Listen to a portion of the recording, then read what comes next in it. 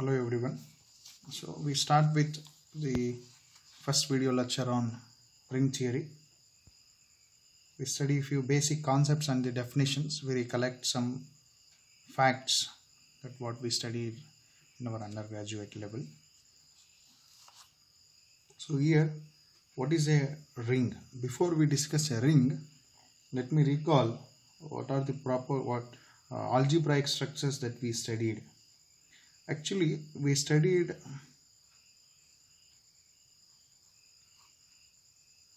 a group G under addition or else multiplication or else any binary operation, no matter whatever this stands for the binary operation.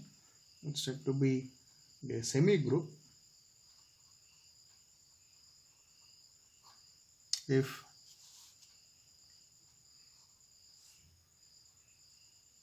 it satisfies closure law as well as associative law. In addition to that, if it satisfies existence of identity, then we said it is a monoid. Along with that, if it satisfies the properties of inverse, we said that it's a group. And if it satisfies commutative law,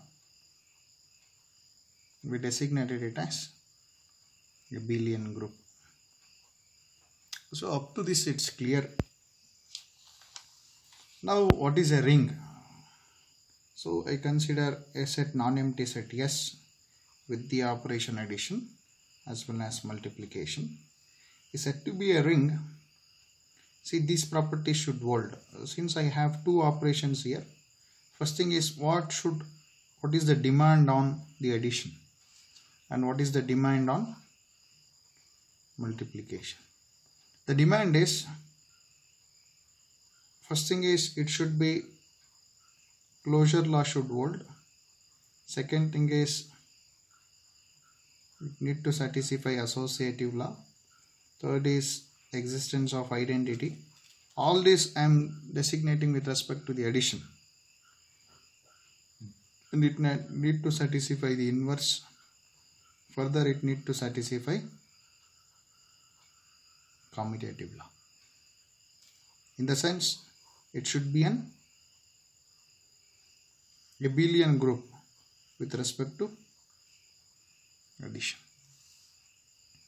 Further, it should satisfy closure law with respect to multiplication and associative law.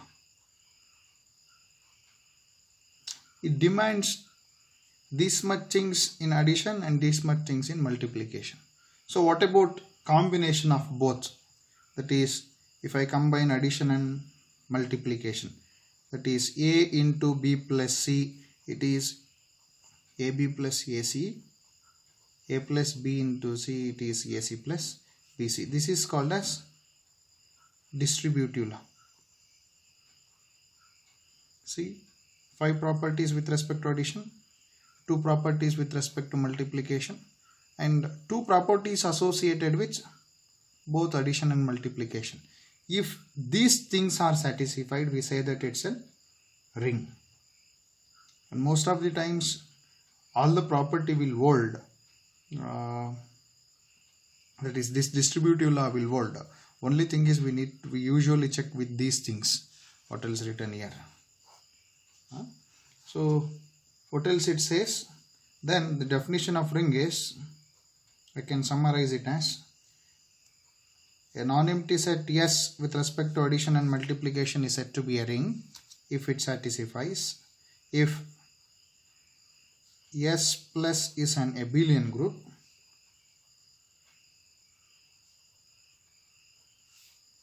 S dot is a semi-group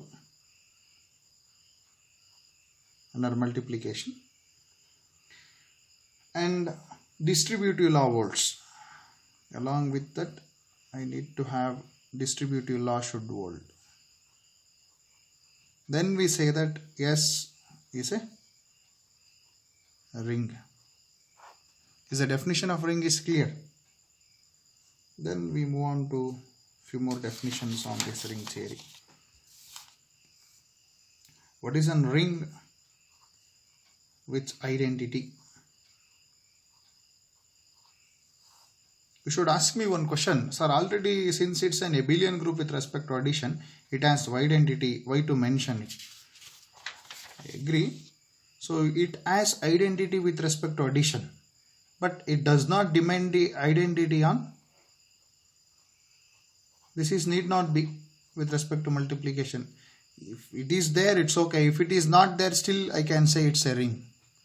Is it clear? So question is whether it has this, then I specifically write it as it's a ring with identity. This identity is not with the addition, it's with the multiplication, because already with respect to addition I have identity element, as it is a group with respect to addition. Is it clear?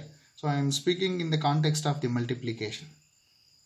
So if I have an element some E belongs to R, where R is a ring, such that E into A equals to A into E for all, this is nothing but A, for all A in R, then we say E is the identity with respect to that ring R. The definition is clear. Then next definition is, what is an division ring? What is an? We denote by the other name, it's called skew field. Division ring is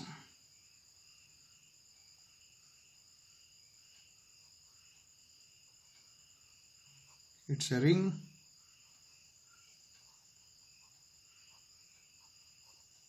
with identity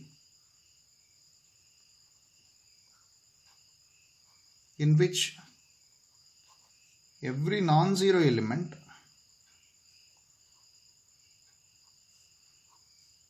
of the ring R has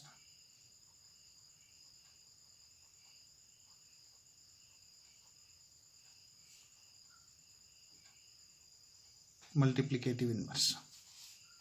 In the sense, you consider R with respect to multiplication, then any non-zero element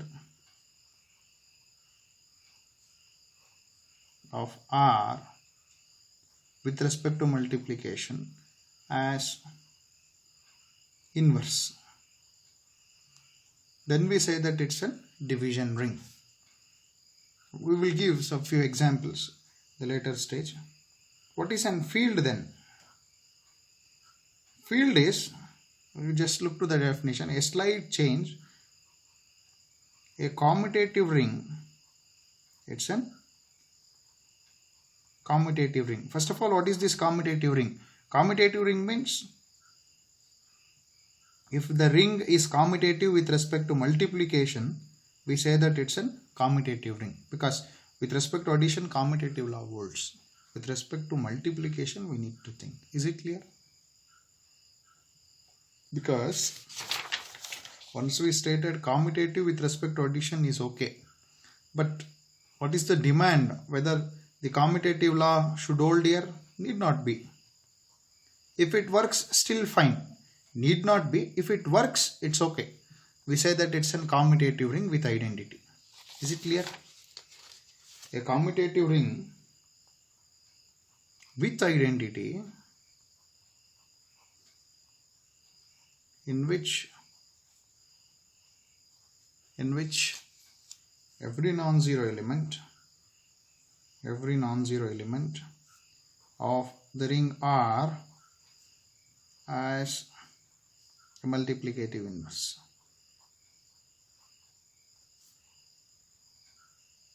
Is said to be a field. The difference between division ring and field is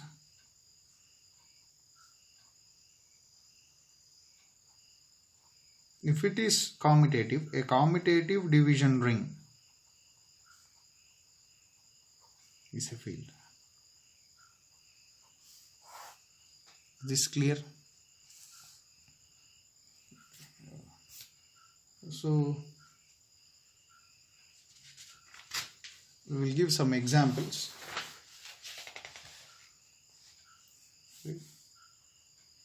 examples of a ring. Z with respect to addition and multiplication is a ring, and Q with respect to addition and multiplication, set of all real numbers with respect to addition and multiplication, set of all complex with respect to addition and multiplication is a ring.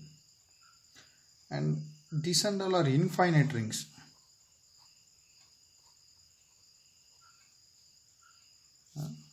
You can just think about this because the cardinality is infinite. And these rings are commutative.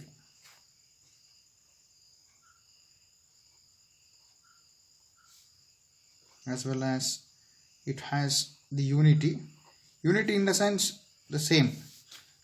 Ring with identity. Instead of identity, use unity. Some author will use identity, but I prefer unity because for this we will use identity for with respect to addition. With respect to multiplication, let me call it as unity. Is it clear? So somehow we will be safe by the notation. There will be no confusion. Unity in the sense with respect to multiplication. With respect to multiplication, 1 is there everywhere. So it's a commutative ring with the unity.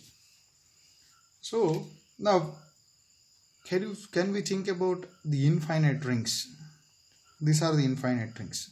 Now the thing is, can we think about finite rings? Yes, the example is Z6 with respect to addition modulo 6 and multiplication modulo 6. This is finite, and it has unity element. So it's an finite ring with unity. Of course it is commutative, and next example I can give is 0, 2, 4, 6. This set with respect to addition modulo 8 and multiplication modulo 8. This is finite and it's commutative, but it doesn't have unity. Unity is not here with respect to multiplication. Is it clear? And the set of all Gaussian integers z of I, which is given by a plus ib, where a and b are integers. It's finite. Sorry, it's infinite. It's infinite, not finite. It is infinite, and it has ring with unity because 1 plus I into 0 is the ring with unity, and it is commutative.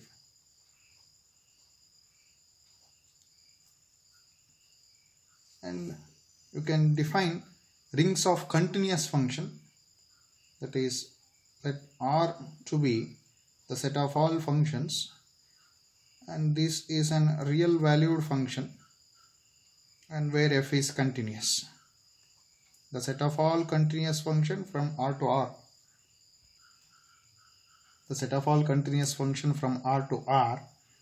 The operation is defined to be f plus g of x is f of x plus g of x. F times g of x is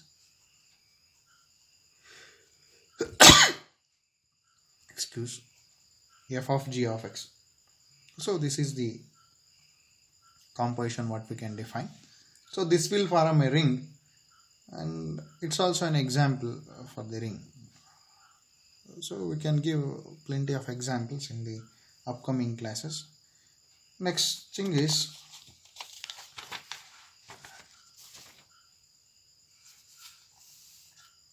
what about the status of cancellation law?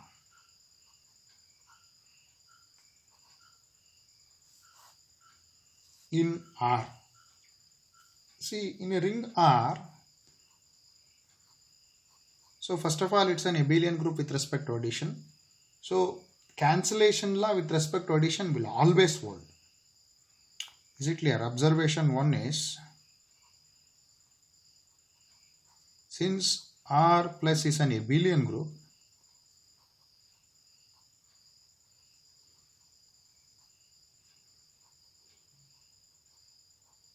cancellation law with respect to addition will always hold. How about the multiplication? Whether cancellation law with respect to multiplication will always hold. That is, A into B equals to A times C, where A is non-zero. Can we say B equals to C? Sorry, if A is non-zero, cancel them. It's not possible always. So I will give you an justification. Need not be. With respect to R, with respect to multiplication, cancellation law need not hold. Example is, consider Z6. 0 bar, 1 bar, 2 bar, 3 bar, 4 bar, 5 bar. Here 2 is non-zero and 3 is non-zero. It is equals to 6. It is congruent to 0. What is 4 into 3? It's still 12. It is congruent to 0. So 2 into 3 equals to 4 into 3 in the sense. So here 3 is non-zero. If I cancel 3 and 3, I will get 2 equals to 4, which is a contradiction. So that's what cancellation law need not hold with respect to multiplication. So it paved us to think about when does this will hold. First, let me think about what is that left cancellation law and right cancellation law. Left cancellation law is, if AB equals to AC and if A is non-zero, then B equals to C. This is left cancellation law. Right cancellation law is, if AC equals to BC and C is non-zero, then it should imply me A equals to B. This is right cancellation law. Of course, if R is commutative, then there is no difference between right cancellation law and left cancellation law. Both are equal if R is commutative. So this cancellation law motivated us to think about the zero divisors. Zero divisors. Let me think about what is this zero divisor. See, what is a left zero divisor? Some author will just denote it as zero divisor, but let me be very particular. What is this left zero divisor? Let me say A is an element of R, is said to be the left zero divisor, is said to be the left zero divisor if there exists a non-zero element in R such that B into A, if I operate with A into B should be 0. Then we say that it should appear towards left. Then we say that it's a left zero divisor. Analogously, what is right zero divisor? Right zero divisor is, you say A is an element of R, is said to be the right zero divisor or ZD. If there exists a non-zero element in the ring R such that B into A is 0. Is clear? It will appear towards right. That's why it's denoted by left zero divisor. If it appears to the right, it's said to be right zero divisor. But what is a zero divisor?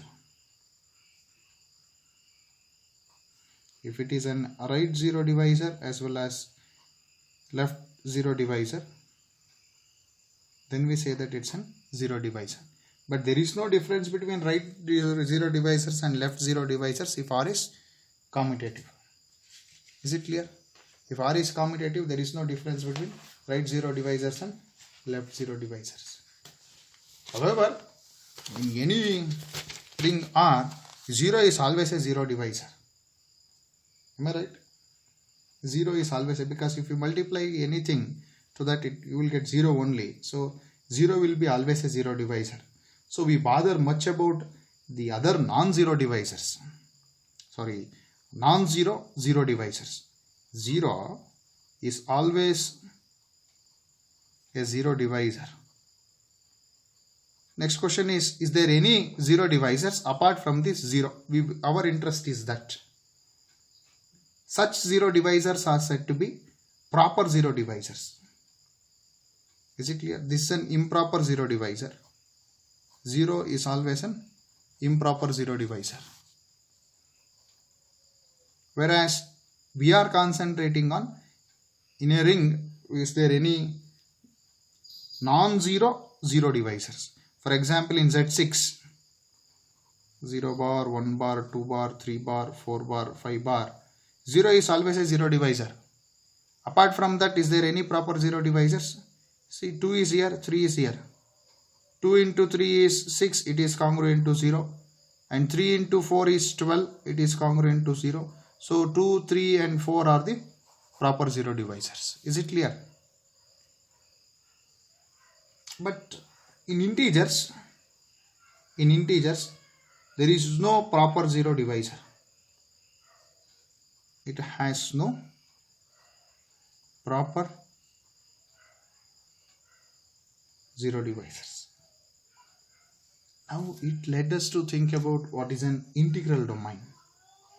What is an integral domain? An integral domain is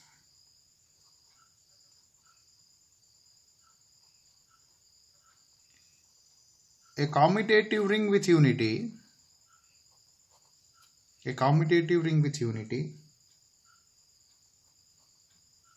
without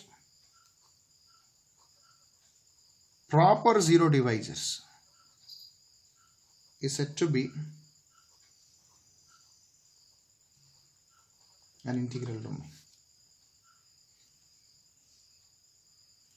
The examples for integral domain is Z. Z, it's a commutative and it's a ring with unity. First of all, it's a ring. Z is a ring with respect to addition and multiplication. And multiplication is commutative here. It's a ring, whether it is commutative, S. Whether it has unity, yes, unity is 1 here. And it doesn't have any proper zero divisor. So it doesn't have proper zero divisors. Whether proper zero divisors are there? No. Then we say that it's an integral domain. Second is Z7 with respect to addition modulo 7 and multiplication modulo 7. This also a ring. It is commutative, it has unity, and it doesn't have any proper zero divisors. But Z6 with respect to addition modulo 6 and multiplication modulo 6, this is not a integral domain because it has proper zero divisors. 2 is a zero divisor, 3 is a zero divisor, as well as 4 is a zero divisor. So in the sense it has, apart from 0 you can find zero divisors. So in that sense it is not an integral domain. In general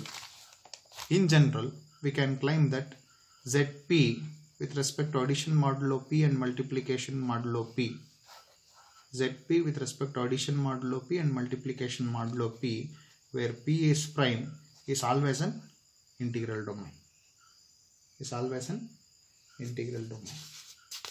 Now I want you to look into one assignment question. Assignment question is,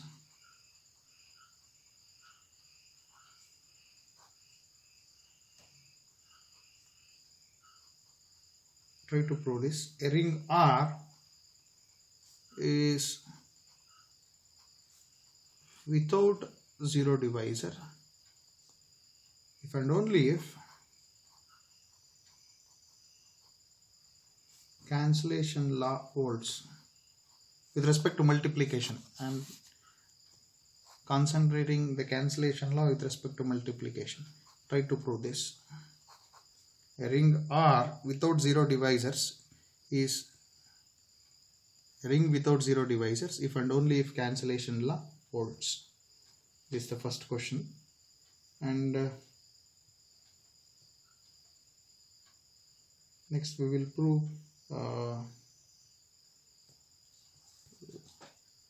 I need to prove that. I cannot give one more question. You try to prove this, it's enough.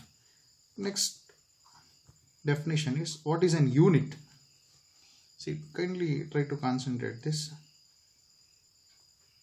There is a difference between unity and unit. Both are not same. Unity is, it's an identity element with respect to multiplication. This idea is clear. That's what we observed. Unit is, we say an element A, a non-zero element of the ring R, is said to be a unit if it is invertible with respect to multiplication. In the sense, if A is non-zero, there should exist B belongs to R such that A into B should be B into A. It should give me identity element with respect to multiplication. Then we say that A is invertible. Set of all invertible elements is said to be, or else an invertible element is said to be a unit. Unit in the sense,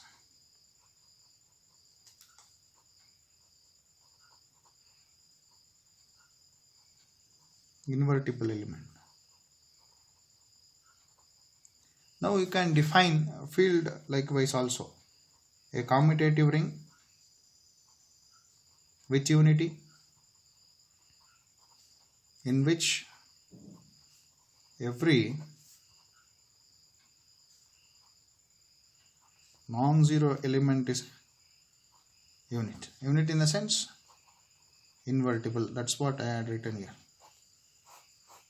We can say that it's a field. Example is, your Z is not a field.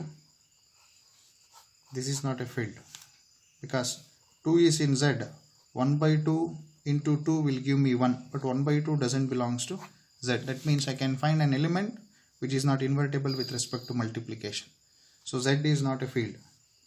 Whereas your Q is a field. Set of all real numbers is a field. Set of all complex numbers is a field. ZP with respect to addition and multiplication is a field. So we can give a few more examples on this. Is the idea is clear? Then in the next class we will try to prove some basic properties of the field and the integral domain, how those things can be treated. You just think about these basic definitions. So we had studied, let me give you a recollecting fact. So here in this class we studied what is a ring and what is an commutative ring and what is an ring with unity. Then we studied what is an integral domain. In fact, we studied before this what is an zero divisor, and we studied what is an field. And we had we can understand the difference between unit and unity in a ring. If you once you know this, we can just move on to the next concepts. We can think about what is the relation between integral domain and a field. We can relate all those things in the theoretical aspect. So we will just think about all those things in the next class. Kindly look into these definitions and look into, list out few examples on what else the things we had discussed. I gave only few examples. You kindly try to list, take that one as an assignment question. Give five examples on what all the definitions that I gave, so that we can move on to the next concepts in the ring theory. Thank you.